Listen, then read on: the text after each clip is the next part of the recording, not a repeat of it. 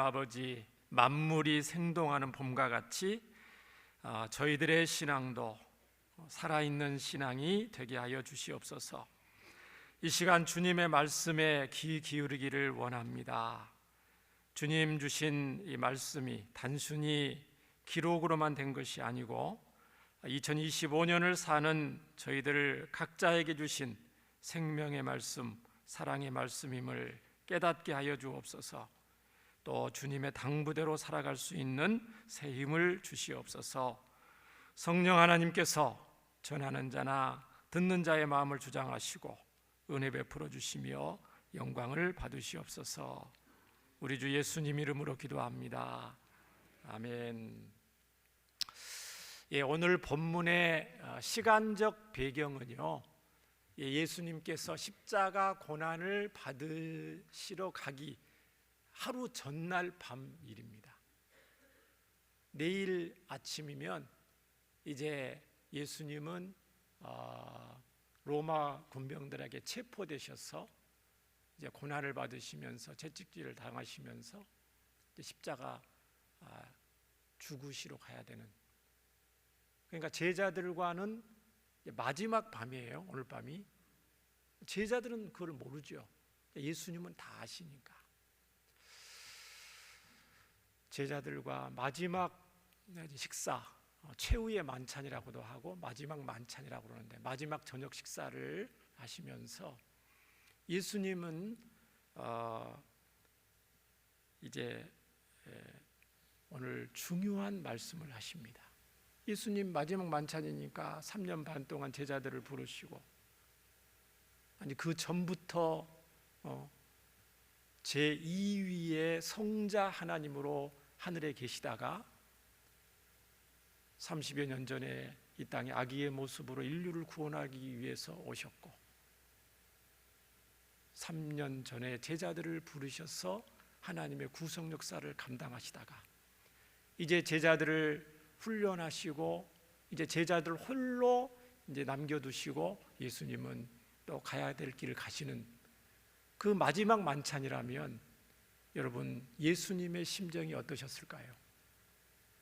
예수님의 그 마음에는 망감이 교차했을 거라는 생각이 듭니다. 그리고 꼭 제자들에게 이 마지막 밤에는 꼭 해줘야 될 말을 해야 되겠다. 그리고 제자들 가슴 속에 꼭 남겨두고 가야 될 그것이 있겠다. 정말 제자들을, 우리 사랑하는 내 제자들에게 가슴 깊이 평생 내가 없더라도 기억나게 해야 될 어떤 이 밤이 되었으면 좋겠다 하는 마음으로 예수님은 오늘 만찬에 참석을 하십니다. 그런데 1절을 보시면요, 예수님께서 십자가 죽으심으로 세상을 떠나실 것을 아셨다고 13장 1절에 기록이 되어 있는데요, 이때 제자들을 향한 예수님의 마음은 어떻다고 기록되어 있습니까? 1절 하반절을 보면 세상에 있는 자기 사람들, 제자들이죠, 사랑하시되 끝까지 사랑하시니라 이렇게 되어 있습니다. 예수님이 제자들을 끝까지 사랑하신다는 그 표현으로 오늘 제자들 한 사람 한 사람의 그 발을 씻으시는 장면이 기록이 되어 있습니다. 인간적으로 생각할 때 이것은 결코 쉬운 일이 아닙니다. 왜냐하면요, 2절에 보시면은 제자들 중에서 벌써 한 사람, 누굽니까? 가룟 유다는 예수님을 팔아 넘기려는 음모를 이미 꾸미고 있었습니다. 그러면 나머지 제자들은 어떠합니까? 예수님을 팔아 넘기려는 그런 것은 아니지만은 예수님이 다음 날 체포될 때에 예수님을 버리고 다 배반하고 도망갈 것을 예수님은 벌써 알고 계셨죠. 그렇기 때문에 오늘 제자들의 그 발을 일일이 한 사람씩 씻긴다는 것은 참 인간적으로는 쉽지 않은 거예요. 그러나 예수님은 제자들을 너무너무 사랑하셨기 때문에 예수님이 이 땅에서 하실 수 있는 최고의 사랑 표현을 사랑하는 제자들에게 하신 것입니다. 요한복음 오늘 본문 4절과 5절을 보시면 예수님께서 저녁 만찬을 하시고 나서요, 저녁을 제자들과 하시면서 여러 말씀을 해주시면서 자리에서 일어나셨습니다. 예수님 왜 식사를 하고 계시는데 자리에 일어나시지? 제자들이 조금 의아하게 예수님을 봤겠죠. 근데 예수님이 겉옷을 하나 둘씩 벗으시는 거예요. 가장 간편한 복장으로 무슨 일을 하시려고 하는 거예요. 겉옷을 보신다는 것이니까 밖에 나가시는 건 아닌데 이 밤에 왜 겉옷을 벗으실까? 그러면서 또 수건을요 어떻게 하겠죠? 허리에 두르시는 거예요. 왜 수건을, 무슨 예수님이 손을 안 씻으셨나? 발을 안 씻으셨나? 우리 식사로 갈 때 아까 좀 발을 대충이라도 씻으셨는데, 의아하게 예수님을 주목하는 겁니다. 그런데 예수님이 이번에는 밖에 나가셔서 물을 떠오시는 거예요. 세수대야에다가. 그리고 제자 한 사람 제자한테 가셔서 제자의 발을 씻어주시는 겁니다. 제자들 표정이 어떻겠어요? 굉장히 어떻게 보면은 생뚱맞는 지금 광경이에요. 식사 중에 예수님이 종처럼 옷을 벗으시고 간편한 복장으로 허리에 수건을 두르시고 제자들 앞에 와서서 한 사람 제자들 발을 씻어주시는 거예요.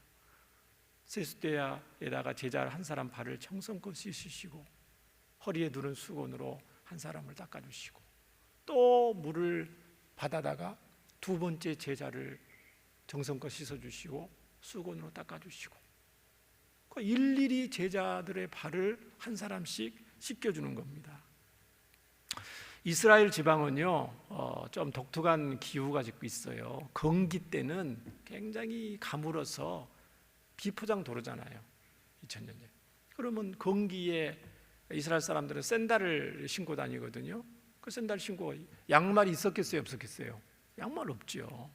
보통 샌들은 건기에 길에 먼지가 풀풀 날립니다. 샌들 신고 가면 먼지가 늘 발에 끼어 있죠. 일하기도 하고 걷기도 하면 어떻게 되겠습니까? 먼지에다가 땀에다가 발이 아주 굉장히 지저분해지죠. 우기 때는 어떻습니까? 비가 많이 오기 때문에 땅이 굉장히 질퍽거린답니다. 그래서 비가 오면은 땅이 질퍽거려서 샌들에만 묻겠어요. 발에도 다 흙투성이가 되고 또 흙투성이 된 채로 계속 또 걸어 다니기 때문에 발이 굉장히 지저분해질 수밖에 없죠. 예배 시간이긴 하지만은 발냄새가 났겠어요, 안 났겠어요? 장정들인데. 그렇죠? 그래서 보통 외출했다가 들어오면은 이제 발을 씻어야 되는데 누가 씻냐면 주로 종들이 씻어주거나 노예들이 씻어줍니다. 그 노예와 종이 없는 사람은 본인 스스로 씻어야 되고요, 그렇죠? 그런데 예수님이 지금 노예들이나 하는 종들이나 하는 지금 액션을 취하시는 거예요. 그런데 오늘 성경에 보니까 제자들의 발을 하나씩 씻기셔서 이제 베드로까지 왔는데, 그런 성경에 예수님을 배반할 제자들, 예수님 한 사람은 팔아넘길 제자들인데 예수님께서 제자들 중에서 가룟 유다의 발을 씻었을까요, 안 씻었을까요? 가룟 유다만 빼고 예수님 제자들의 발을 씻었다는 그 구절이 없어요. 그러면 예수님은 가룟 유다의 발까지 정성스럽게 씻어주시고 닦아주셨다는 것을 우리가 알 수가 있습니다. 이거는 뭐를 말하느냐? 가룟 유다는 이제 이미 음모를 꾸미고 이미 제사장들과 다 일을 맞춰서 입을 맞추면 그 사람이 예수입니다 하면서 다 지금 음모를 꾸몄거든요. 예수님이 가룟 유다의 발까지 씌었다는 것은 예수님의 사랑이 얼마나 초월적인 사랑인가. 사랑할 수 있는 사람만 사랑하는 것이 아니고 원수까지도 사랑하라는 예수님의 말씀. 평소에 예수님은 말씀만 가지고 그렇게 하신 분이 아니고 하신 말씀을 그대로 순종하고 실천하신 분이셨어요. 많은 종교의 지도자들이 그럴싸한 말, 그럴싸한 경전을 가지고 하잖아요. 본인은 실천하지 않으면서. 그러나 우리 예수님은 다르신 분입니다. 말씀만 하셔도 되시는 분인데 그 하신 말씀을 하나하나 실천하시는 분이셔요. 제자들은 너무너무 우아한 나머지 깜짝 놀란 표정으로 예수님이 하시는 것을 지켜봤는데 이제 베드로를 발 씻을 차례가 되었어요. 그랬더니 오늘 6절에 보니까 베드로가 뭐라 그럽니까? 주여, 주님께서 어떻게 내 발을 씻으십니까? 드디어 입을 엽니다. 그랬더니 예수님 뭐라고 말씀하시죠? 내가 하는 것을 지금 너는 알지 못하지만 나중에는 이것을 알 거다. 그랬는데도 불구하고 베드로는 뭐라고 말해요? 주님, 아무리 그래도요 내 발을 절대로 주님께서는 씻으지 못합니다. 어떻게 주님이 제 냄새나는 발을 씻으신단 말입니까? 예수님 뭐라고 말씀하셨어요? 내가 너를 씻어주지 않으면은 내가 나와 상관이 없느니라. 이 상관이란 말은 이 원어에 뭐냐면은 유산이라는 뜻이 있어요. 몫이라는 뜻이 있어요. 내가 내 발을 씻어주지 않으면은 너가 하나님 나라에 너가 받을 몫이 없다, 이런 뜻이거든요. 그 아무런 관계이 없다는 거죠. 그건 이 베드로가 깜짝 놀라서 아니 하나님 나라에 제가 받을 몫이 없고 예수님과 저 아무런 관계가 없다 그러면은 이게 보통 문제가 아니잖아요. 그래서 베드로는 그렇다고 그러면은 너무 쑥스럽고 죄송하긴 하지만 예수님 제 발만 아니고 제 손도 씻어주시고요 제 머리까지 씻어주세요. 그렇게 얘기한 거죠. 예수님은 이미 목욕한 자는 발밖에 씻을 필요가 없다, 이렇게 말씀을 하셨습니다. 사랑하는 여러분, 우리 주 예수님은 정말 말만이 아니고 제자들을 행동과 실천으로 사랑을 나타내셨는데요, 이 사랑을 저와 여러분도 지금 받으며 살고 있다는 것을 여러분은 믿으시기를 바랍니다. 그러면 왜 예수님께서 이렇게 파격적인 행동을 하셨는가? 그 이유와 의미를 이제 알아야 할 필요가 있습니다. 자, 마지막 만찬은 매우 중요한 사건이기 때문에 네 복음서에 다 기록이 되어 있습니다, 오늘 내용을. 그런데 마태, 마가, 누가 복음에는 예수님께서 마지막 만찬 때 떡과 잔을 떼시면서 이 떡은 내 몸을 상징하고 이 잔은 내 피를 상징한다 하면서 이것을 나를 기념하라, 성만찬 의미에 대해서 주로 말씀하시는 장면이 마태, 마가, 누가복음에 기록이 되어 있어요. 그런데 제자들의 발을 씻기는 장면은 유독 요한복음에만 나옵니다. 왜 예수님께서 이런 본을 보여주셨는지 다른 복음서와는 달리 이 요한이 이거를 기록한 그 예수님의 의도를 다른 복음서와 같이 보면 이제 알 수가 있습니다. 자, 누가복음 22장 19절 24절을 보시면 예수님께서 마지막 만찬 때 떡을 가지고 감사기도 하시고 떼어 그들에게 주시며 이르시되 이것은 너희를 위하여 주는 내 몸이라, 너희가 이를 행하여 나를 기념하라 하시고 저녁 먹은 후에 잔도 그와 같이 하여 이르시되 이 잔은 내 피로 세우는 새 언약이니 너희를 위하여 붓는 것이라. 성만찬의 의미죠. 그리고 그러나 보라, 나를 파는 자의 손이 나와 함께 상 위에 있도다. 가룟 유다를 말합니다. 인자는 이미 작정된 대로 가거니와, 이제 내일이면 그 하나님의 그 예정된 대로 가지만 그를 파는 그 사람에게 화가 있으려도 하시며 가시니 그들이 서로 묻되 우리 중에서 이 일을 행할 자가 누구입니까? 물어보죠.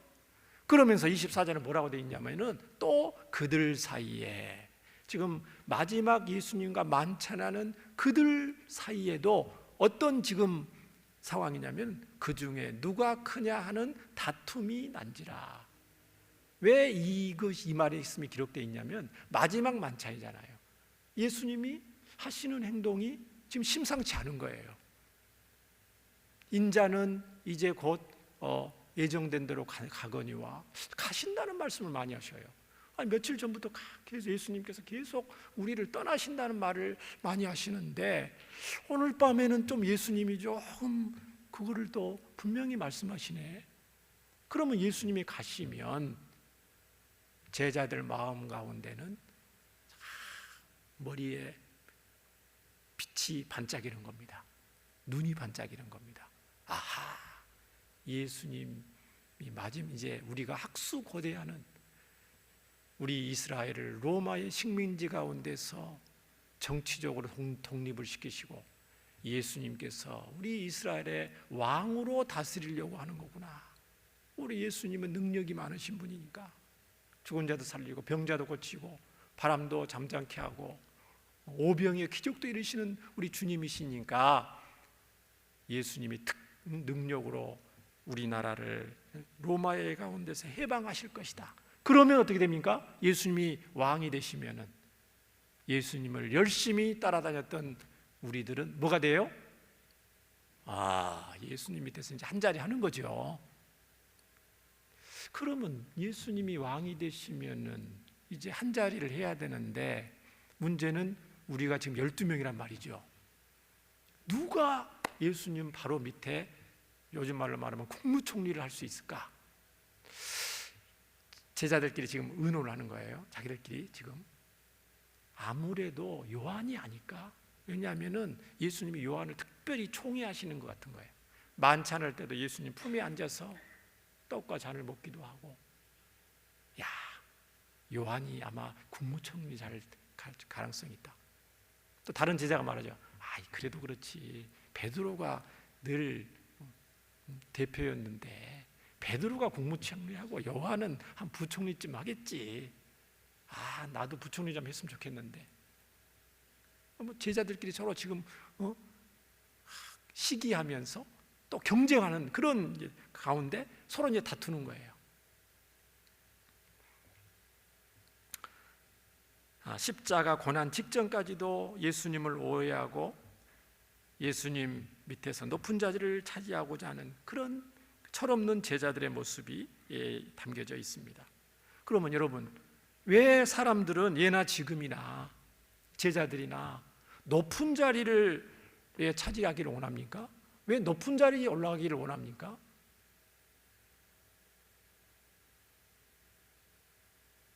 높은 자리에 올라가면은 돈도 많이 벌고 그것도 있지만 높은 자리에 올라가면은 다른 사람의 섬김을 받을 수가 있잖아요. 그렇죠? 정치인들이 국민들을 섬긴다고 말을 선거 때는 하지만은 막상 정치인이 당선이 되고 높은 자리에 올라가면은 국민들을 정말 사랑하는 마음으로 섬기고 있습니까?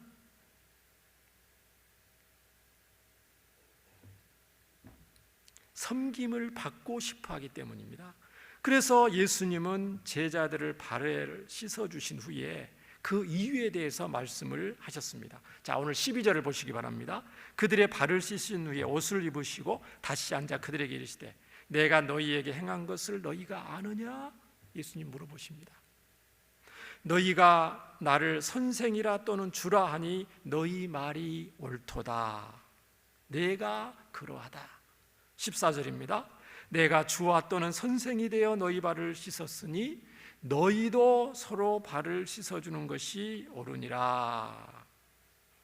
자, 13절 너희가 나를 선생이라 또는 주라 하니 너희 말이 옳도다. 14절 너희도 서로 발을 씻어주는 것이 옳으니라. 우리 한글 성경에는 옳도다, 옳으니다 이렇게 기록이 되어 있어요. 그런데 이제 번역상 그렇게 되어 있는데 영어 성경에는 이 옳도다, 13절에 옳도다 하고 14절에 옳으니라가 완전히 다른 내용입니다. 13절에 옳단 말은 너희가 나를 선생이라 주라고 하는데 너희 말이 옳도다. You are right. 내 말이 맞다, 그런 뜻이에요. 내 말이 맞다. 너희들이 하는 말이 맞다. 나를 주라 선생이라 하는데 그 선생, 그 주라고 하는데 맞다, 그런 말이고, 14절은 다릅니다. 내가 주와 또는 선생이 되어 너희 발을 씻었으니 너희도 서로 발을 씻어주는 것이 옳으니라 할 때 이 옳으니라의 그 원문의 뜻은 맞다, 그런 뜻이 아니고 빚지다, 그런 뜻이에요. 빚지다. 빚을 줬으니까 뭐 어떻게 돼요? 빚진 사람은 어떻게 해야 돼요? 빚을 갚아야 되죠. 빚졌단 말이거든요. 그러니까 빚을 갚아야 할 의무가 있단 말이에요. 또 다른 말로 말하면 빚을 졌으니까, 의무가 있으니까 어떻게 해야 돼요? 그걸 해도 돼요, 안 해도 돼요? 빚을 진 사람은 갚고 싶으면 갚고, 갚기 싫으면 안 갚고 그래야 됩니까? 그러면 은행에서 그럼 빚 떼먹으면 그냥 가만히 있습니까? 빚을 졌기 때문에 갚아야 할 의무가 있고 반드시 그렇게 해야 되는 그 용어가 이 14절의 옳으니라의 그 원문의 뜻입니다. 그래서 제가 14절 중요하기 때문에 제가 다시 원문의 뜻을 따라서 세 번 연속 풀어서 잘 말씀드릴 테니까 여러분께서 귀담아 들어주시면 감사하겠습니다. 그리고 옳으니라는 시제가 현재예요. 헬라어의 현재 시제는 계속하는 걸 말해요. 시제가. 자, 14절 다시 말씀드립니다. 내가 주와 선생이 되어 너희 발을 씻었으니 너희도 서로 발을 씻어줄 의무가 계속해서 있다, 그런 뜻입니다. 너희도 서로 발을 씻어줄 빚을 지고 있는데 그 빚을 계속해서 갚아야 한다, 너희들은. 내가 주와 선생이 되어 너희 발을 씻었으니 너희도 서로 발을 계속해서 씻어 주어야만 한다, 그런 뜻입니다. 이해되셨죠? 자, 제자들끼리 서로 발을 씻어주는 것은 하기 싫으면 안 해도 되는 선택사항이 아닙니다. 예수님은 반드시 해야 되는 의무사항이라는 것을 사랑하는 제자들에게 지금 말씀하고 있는 것입니다. 왜요? 주님께서 제자들의 냄새나는 발을 일일이 씻어 주신 그 빚을 제자들이 갖고 있다는 것입니다. 사랑의 빚을 제자들 한 사람이 가지고 있다는 것입니다.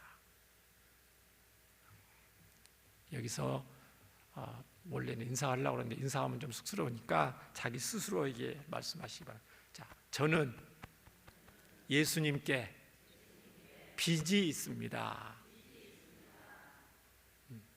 성경은 그렇게 말합니다. 저와 여러분은 하나님께, 예수님께 큰 빚을 졌다고 성경은 말을 하고 있습니다. 그래서 평생 이 사도 바울이 하나님께 받은 그 빚을 감당하기 위해서 자기의 삶 전체 목숨까지 내어줘서 순교할 수 있는 원동력이 빚진 자의 심정 때문에 그렇습니다. 사랑하는 여러분, 예수님께서 제자들의 발을 씻어주신 것은요, 저와 여러분의 발을 씻어주시는 것과 같다는 것을 여러분은 꼭 아셔야 됩니다. 왜냐하면요, 예수님께서 십자가 죽으시고 구원하신 것은 12 제자만을 위해서가 아닙니다. 바로 저와 여러분, 아니 예수님을 구주로 믿고 사는 하나님의 백성으로 사는 모든 성도들을 위해서 예수님은 십자가에 달려 죽으신 것입니다. 예수님께서 지금도 저와 여러분의 냄새나는 발을 계속 씻어주시고 계신다는 것을 꼭 기억을 해야 되는데요, 제가 구체적으로 말씀을 드리겠습니다. 예수님을 믿는다고 하면서도, 여러분 지금 예수님 믿기 때문에 교회 와서 예배드리잖아요. 예수님을 믿는다고 하면서도 제자들처럼 여전히 세상 것을 얻기 위해서 동분서주하는 저희들임에도 불구하고 예수님은 끝까지 저희들을 지금 사랑하고 계십니다. 예수님을 믿는다고 하면서도 여전히 서로 용서하지 못하고, 여전히 사랑하지 못하고, 여전히 함께하는 것을 부담스러워하는 저희들을, 그 연약함에도 불구하고 끝까지 이런 저희들을 예수님은 사랑하고 계신다는 것입니다. 이렇게 우리 예수님은 정말 사랑과 은혜로 저희들을 대해 주시기 때문에 저희들은 오늘도 이렇게 하루하루 하나님의 은혜로 살고 있는 줄 믿습니다. 시편 기자는 일찍이 이러한 하나님의 크신 사랑을 깨닫고 다음과 같이 고백합니다. 시편 103편 8절부터 11절에 시편 기자는 이렇게 고백합니다. 여호와는 긍휼이 많으시고 은혜로우시며 노하기를 더디하시고 인자하심이 풍부하시도다. 자주 경책하지 아니하시며, 왜요? 너무 하나님이 자주 꾸지르시면 우리가 의기소침해서 혹시 마음이 위축될까 봐 꼭 필요할 때만 우리를 꾸짖으신다는 거예요. 노를 영원히 품지 아니하시리로다. 우리의 죄를 따라 우리를 처벌하지 아니하시며, 하나님의 공의로우신 그 하나님의 그 성품에 따라 우리를 다 처벌하시면 우리 남을 사람이 아무도 없잖아요. 우리의 죄악을 따라 우리에게 그대로 갚지는 아니하셨으니, 그렇게 11절이요. 이는 하늘이 땅보다 높음같이 그를 경외하는 자에게 그 인자하심이 크심이로다. 우리 하나님의 은혜와 사랑, 그 우리를 긍휼히 여기시는 것이 얼마나 크냐는 것입니다. 예레미야 선지자는 이 하나님의 크신 사랑과 긍휼에 대해서 이렇게 표현합니다. 여호와여, 여호와의 인자와 긍휼이 어떻다고요? 무궁하심으로 우리가 진멸되지 아니함이니이다. 이것이 아침마다 새로우니 날마다 이 하나님의 사랑과 긍휼을 입어 우리가 산다는 것입니다. 주의 성실하심이 크시도이다. 사랑하는 여러분, 저희들은 오늘도 이 사랑의 큰 빚을 지고 우리 주님께 살고 있습니다. 이제 15절, 17절을 다 함께 읽어보시겠습니다. 자, 15절을 보십니다.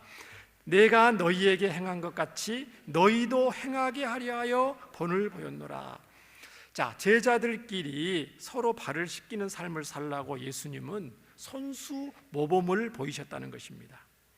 이것은 예수님께서 이제 떠나신 후에, 십자가에 죽으시고 부활하시고 승천하신 후에 제자들이 이 땅에 남아서 사랑의 공동체를 이루는 데 있어서 오늘 예수님의 이것을 기억하는 것이 너무너무 필요하다는 것입니다. 초대교회 이제 제자들끼리 공동체를 이루어야 되는데 서로 사랑하고 서로 섬김의 자세로 사는 것이 너무너무 필요하다는 것입니다.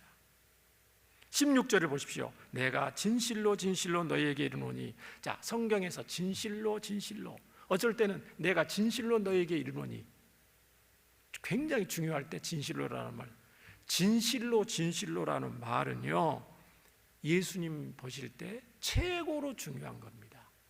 다른 것은 다른 거 예수님 말씀 잊어먹으면 안 되는데 이거는 제자들이 너무너무 중요하고 있기 때문에 가슴에 명심해야 될 것, 그럴 때 예수님은 진실로 너에게 이르노니.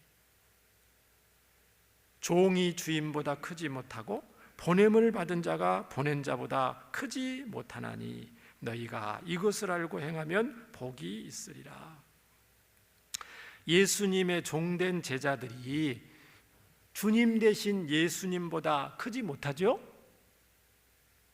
그렇죠? 너무너무 당연한 말씀이잖아요. 예수님과 제자들을 비교를 하면 어떻게 됩니까? 아니, 예수님은 지금 같이 먹고 마시고 얼굴 보고 있지만 예수님은 창조주 하나님이셔요. 성부, 성자, 성령 중에서 제2의 하나님이셔요.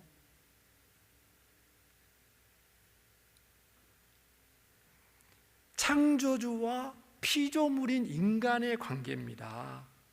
구원자 그리스도와 죄 용서받은 죄인의 관계입니다. 제자들은, 예수님과 제자들은 사실 넘을 수 없는 큰 거리가 있으심에도 불구하고 예수님은 오히려 낮아지셔서 종처럼 노예처럼 제자들을 섬겨 주셨다는 것입니다. 자, 그렇기 때문에 다른 사람을 섬기는 종의 삶을 부끄럽게 여기거나, 성도들 중에서 다른 사람을 섬기는 것을 부끄럽게 여기는 사람들이 있습니다. 왜냐하면 다른 사람을 섬기려면 내가 낮아져야 되거든요. 그러니까 자기를 낮추면 창피하다고 생각하는 성도들이 있습니다. 이렇게 부끄럽게 여기거나 또 다른 성도들을 섬기는 것을 부담스러워하는 성도들이 있어요. 그래서 그것을 할 수만 있으면 기피하는 성도들이 있습니다. 예수님을 믿는다고 하면서, 예수님을 믿고 있으면서 그분들은 명심해야 될 것이 있는 것입니다. 그것은 우리를 비교할 수 없이 만큼 우리보다 크신 예수님임에도 불구하고 친히 낮아지셔서 몸소 종처럼 우리를 섬겨주셨다는 것을 저와 여러분은 꼭 기억을 해야 됩니다. 자, 성도들 간의 섬김과 봉사를 부끄럽게 여기는 분들은 오늘 말씀을 예수님은 꼭 귀담아 들어야 된다고 말씀하시는데요, 이런저런 핑계를 이유로 섬김을 피하는 분들, 결과적으로 어떻게 되냐면은 오늘 예수님 말씀에 따르면은 자신이 예수님보다 크다고 생각하고 자신이 예수님보다 높다고 생각하는 그 생각이 맞습니까? 틀립니까? 말도 안 되는 거죠.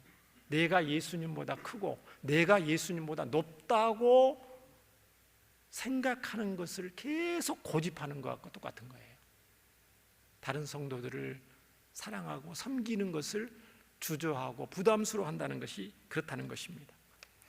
제가 다시 한번 오늘 2부 예배 우리 성도님들 굉장히 수준이 높으시고 우리 교회에 중직이시고 특히 교사들도 많으시고 봉사하시는 분들이 많기 때문에 제가 오늘 말씀을 기도하면서 단도직입적으로 말씀을 드립니다. 여러분께서 만일 신앙생활 하시고 교회생활 하시면서 섬김의 때에 봉사의 자리에 팔짱을 끼고 계신다면은 나는 예수님보다 높은 자요, 예수님보다 크기 때문이라고 굳게 고집하는 분이라는 것입니다. 그러한 것은 하나님 앞에 결코 작은 잘못이 아니지요. 정말 해서는 안 될 일이지요. 목사님, 그런 사람이 이 세상에 누가 있습니까? 마음은 그런 마음이 아닌데 실제 삶은 예수님보다 더 높은 행세하면서 이 땅에 신앙생활을 하고 있다고 예수님이 말씀을 하십니다. 그래서 17절에 이 사실을 제대로 아는 것이 중요하다고 예수님은 강조를 하십니다. 사랑하는 여러분, 이 세상에서 창조주요 구원자이신 예수님보다 큰 사람이 누가 있겠습니까? 모든 사람은 그분의 종일 뿐입니다. 그러므로 우리는 이제 예수님의 가르침과 그 당부를 반드시 따라야 될 줄 믿습니다.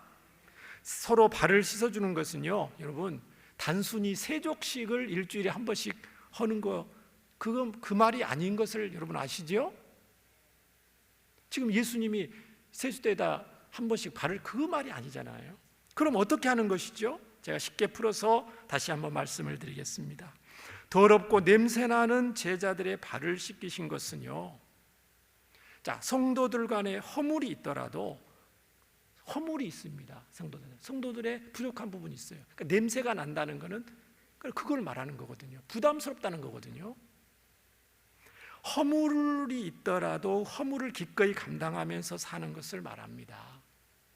성격과 취향이 다른 성도가 있다면 그것을 판단하고 거리를 두는 것이 아니고 그것을 이해하고 인정하면서 그럼에도 불구하고 그분과 함께 하는 것입니다. 부족한 부분, 연약한 부분을 보이는 성도가 있다면요, 그것을 비난하는 것이 아니라 그를 위해서 기도하면서 나에게 있는 은사와 재능과 섬김을 가지고 그분의 연약함, 부족한 점을 메꿔주는 것을 말합니다.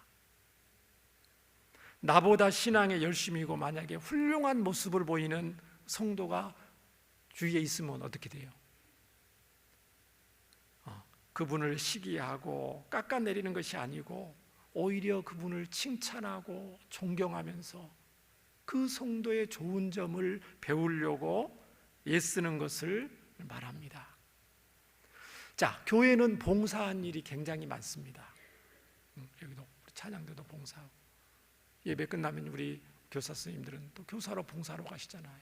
주방으로 가시고 주차 안내 차량 봉사, 봉헌, 굉장히 봉사한 일이 많은데요, 많은 사람들이 몰리는 곳, 그래서 부담이 적은 그런 봉사의 자리가 아니고 오히려 사람들이 부담스러워하게 여기는 곳, 또 사람들이 알아주지 않는 그곳을 자원해서 봉사하는 것,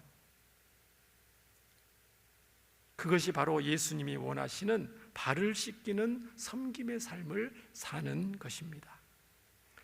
자, 다른 성도들에게 부족함과 실수와 허물이 있음에도 불구하고 예수님의 사랑과 그 이해를 가지고 용서하고 섬기면은 어떤 일이 일어납니까? 놀라운 일이 일어나게 됩니다. 그곳에. 자, 그곳은 바로 그들의 실수와 허물이 고쳐지게 됩니다.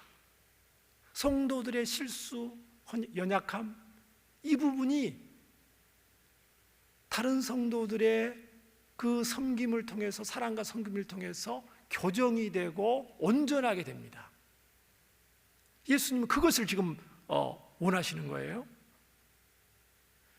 목사님, 다른 사람 실수하고 허물 많아도 내가 참 참고 섬겨주고 낮아져 몇 번을 용서하고 이해하고 섬겼는데 사람은 안 바뀌던데요. 혹시 그런 분 계시면은 그 분의 말씀은 죄송하지만 틀린 말씀입니다. 예수님처럼 포기하지 마시고 오늘 제자들을 사랑한 것처럼 끝까지 한번 사랑해 보시기 바랍니다. 그러면 반드시 그 성도의 부족하고 허물도 변화될 줄 믿습니다. 제자들이 증인입니다. 제자들이. 오늘 예수님 마지막 만찬에도 티격태격하면서 시기하고 경쟁하고 하나 되지 못하는 그 제자들이 변화가 됐습니까? 안 됐습니까? 우리는 알잖아요. 초대교회 그 성도들의 모습, 사도들의 그 모습을 우리는 이미 알고 있습니다. 완전히 변화되는 것을 알 수가 있습니다. 17절 말씀을 우리 다 함께 읽겠습니다. 17절 말씀입니다. 시작. 너희가 이것을 알고 행하면 복이 있으리라. 사랑하는 여러분, 이제 말씀을 마쳐야 됩니다. 예수님은 오늘 본문의 세족식을 한 번 한 것으로 제자들에게 교훈하시고 당부하시는 것이 결코 아닙니다. 3년 동안 예수님은 제자들과 동고동락하시면서 그들의 허물을 계속해서 끝까지 사랑하면서 감당해 주셨습니다. 기다려 주셨습니다. 이해해 주셨습니다. 잘못할 때가 있었죠? 그때는 제자들에게 타일러 주셨습니다. 정말 많이 잘못한 것은 바로잡아 주시고자 예수님은 애쓰셨습니다. 그 즉시 제자들이 교정이 된 것은 아니에요. 가룟 유다는요, 예수님을 결국은 팔아넘겼습니다. 다른 제자들은 체포될 때 다 도망갔습니다. 수지자 베드로는 3번이나 예수님 부인하고 그런 연약한 모습을 예수님께 보였습니다. 그럼에도 불구하고 예수님은 끝까지 낮아져 사랑으로 제자들을 섬겨 주셨지요. 제자들뿐만 아니라 저와 여러분도 우리 주님께서 이 큰 사랑을 지금도 베풀어 주시고 계심을 꼭 기억하시기를 바랍니다. 이제 이 섬김의 본을 보이신 우리 예수님 마음을 저와 여러분 잘 아시고 예수님 따라가는 복된 성도님들 되시기를 주의 이름으로 축원합니다. 말씀을 기억하시면서 우리 다 함께 기도하겠습니다. 하나님 아버지, 이 시간 말씀을 통해서 우리 주 예수님께서는 허물 많은 제자들을 끝까지 사랑해 주심을 보았습니다. 그 사랑으로 오늘도 저희들을 이해해 주시고 또 용서해 주시며 때로는 기다려 주시고 또 섬겨 주심을 깨닫게 하여 주시니 감사합니다. 저희들은 우리 주 예수님의 종들입니다. 주님보다 낮은 자들입니다. 십자가에서 죽으시기까지 저희들을 섬겨주셨는데 저희들은 어느덧 섬김을 받는 자리를 원하고 높은 자리를 원하고 사람들이 알아주는 것을 바라는 심히 어리석을 때가 많사오니 주여 불쌍히 여겨 주시옵소서.